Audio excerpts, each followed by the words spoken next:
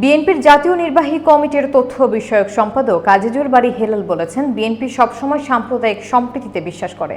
হিন্দু সম্প্রদায় সহ সব ধর্মের মানুষকে বিএনপি ভাই হিসেবে দেখে। বিস্তারিত থাকছে রাসেল আহমেদের প্রতিবেদনে। বুধবার 13 ফেব্রুয়ারি খুলনার তেরখাদা উপজেলার আজগড়া ইউনিয়নের শ্রীপুরে মাঘী পূর্ণিমা উপলক্ষে শ্রী অনন্ত পাগলের সার্বিক মহোৎসব ও হরিনাম সংকীর্তন অনুষ্ঠানে ভক্তদের সঙ্গে মতবিনিময় কালে তিনি একথা বলেন।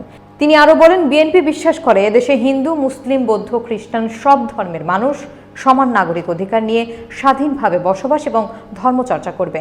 তিনি দলের নেতাকর্মীদের সাম্প্রদায়িক সম্প্রীতি রক্ষায় সবসময় সংখ্যালঘু সম্প্রদায়ের পাশে থাকারও আহ্বান জানান।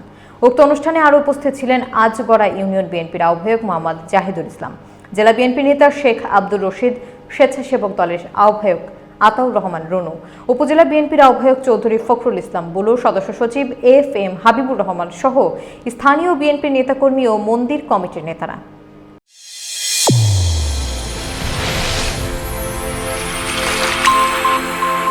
চ্যানেল A1 হৃদয়ের স্পন্দন।